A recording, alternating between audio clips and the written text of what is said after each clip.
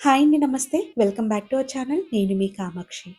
ఇవాళ మన ఛానల్‌లో శ్రీరామనవమి పండుగ సందర్భంగా రాముల వారికి పెట్టే ప్రసాదాలని ఎలా తయారు చేసుకోవాలో ఇప్పుడు వీడియోలో చూసేద్దాం రండి. ముందుగా ఇక్కడ వడపప్పుని ఎలా తయారు చేసుకోవాలో చూసేద్దాం. ముందుగా పెసరపప్పు తీసుకొని 1, 3 సార్లు శుభ్రంగా వాష్ చేసుకొని పెసరపప్పుని అరగంట పాటైనా, గంట పాటైనా నానబెట్టుకోండి. నానిన పెసరపప్పుని మనం నైవేద్యంకి పెట్టుకున్న గిన్నెలోకి యాడ్ చేసుకొని, ఇందులోకి సన్నగా కట్ చేసి పెట్టుకున్న కీరా తురుముని వేస్తున్నాను. అదేవిధంగా ఇక్కడ నేను సన్నగా తురుముకున్న క్యారెట్ తురుముని ఇందులోకి యాడ్ చేసేస్తున్నాను. అదేవిధంగా పచ్చి కొబ్బెర అంటే నైవేద్యానికి రాముల వారికి పెట్టకుండా ఉన్నదనమాట. ఫ్రెష్ కొబ్బరిని కొట్టి ఈ విధంగా ముక్కలుగా కట్ చేసి ఇందులోకి వేసుకోవాలి. తర్వాత పచ్చిమిర్చి ముక్కలు, అదేవిధంగా ఇందులోకి సన్నగా తురిమిన మామిడికాయ తురుము ఇవన్నీ వేసుకొని బాగా మిక్స్ చేసేసుకోవాలి. తర్వాత ఇందులోకి రుచికి సరిపడా సాల్ట్‌ని కూడా వేసుకొని ఒకసారి బాగా మిక్స్ చేసుకోవాలి. అంతే అండి. పెసరపప్పు ప్రసాదం రెడీ. ఇవన్నీ వద్దు అని అనుకుంటే ఉత్త పెసరపప్పునైనా దేవుడికి నివేదన చేయొచ్చు బెల్లం ముక్క పెట్టుకొని. ఇలా చేస్తే తినేవాళ్ళకి కాస్త బావుంటుందనమాట. సో, చుట్టుపక్కల పంచుతాం కదా! అలా పంచినప్పుడైనా, లేదా ఇంట్లో పిల్లలకి పెట్టినప్పుడైనా, లేదా టెంపుల్స్‌లో ప్రిపేర్ చేసుకునేటప్పుడు భక్తులకు పెట్టాలనుకున్నా, ఇలా చేస్తే ఇష్టంగా తింటారు. తర్వాత పానకంని ఎలా తయారు చేసుకోవాలో చూసేద్దాం.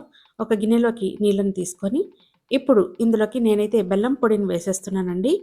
మీరు బెల్లాన్ని దంచుకొని ఇందులోకి వేసుకోండి. నేను డైరెక్ట్‌గా బెల్లం పౌడర్ ఎంత కావాలో స్వీట్‌నెస్ దానికి తగ్గట్టుగా బెల్లం పౌడర్‌నైతే వేసేస్తున్నాను. నీళ్ళకి తగ్గట్టుగా చూసుకొని వేసుకోవాలి. ఇలా బెల్లం పౌడర్ బాగా కలిసేటట్టు మిక్స్ చేసేసుకోండి. ఇలా మిక్స్ చేసుకున్న తర్వాత ఇప్పుడు ఇందులోకి మనము కొంచెం యాలకుల పొడిని వేసుకోవాలి. ఇక్కడ నా దగ్గర ఆల్రెడీ యాలకుల పొడి ఇన్‌స్టంట్‌గా ఉంది. అది వేసేసాను. లేదా యాలకులను దంచైనా వేసుకోండి. అదేవిధంగా మిరియాల పొడిని కొంచెం దంచుకొని మిరియాలు ఈ విధంగా పౌడర్‌గా చేసుకొని కొంచెం మిరియాల పౌడర్ కూడా ఇందులోకి వేసుకోవాలి. శొంఠి కూడా వేసుకోవచ్చండి. నేనైతే వేయట్లేదు. శొంఠి పౌడర్ కూడా వేసుకోండి. మీ దగ్గర అవైలబుల్ ఉంటే. తర్వాత ఇందులోకి నేనైతే కొంచెం చిటికెడు పచ్చ కర్పూరాన్ని వేస్తున్నాను. మరీ ఎక్కువగా వేసుకోకూడదు. చేదొచ్చేస్తుంది. కొంచెంగా చిటికెడు పచ్చ కర్పూరాన్ని ఇలా పౌడర్‌గా చేసుకొని వేసుకోండి.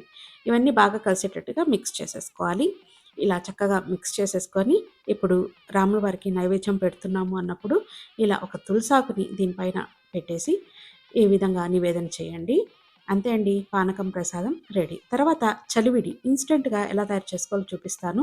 మామూలుగా తడిపిండితో చేస్తారు కదా! అలా కాకుండా నేనైతే పొడిపిండి తీసేసుకుంటున్నానండి. తీసుకొని స్వీట్‌నెస్‌కి తగ్గట్టుగా బెల్లం వేసేస్తున్నాను.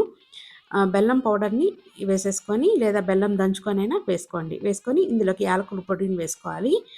వేసుకున్న తర్వాత ఇప్పుడు ఇందులోకి నీళ్ళని తగినంత నీళ్ళని పోసుకొని బాగా కలుపుకోవాలి. అండ్ ఇందులోకి కాస్త నెయ్యి కూడా వేసుకొని మిక్స్ చేసేసుకోండి.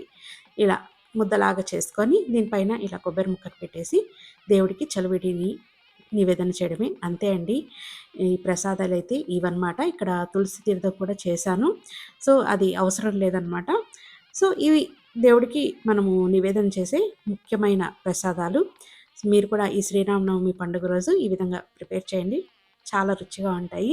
నచ్చితే లైక్ చేసి షేర్ చేయండి. Thanks for watching.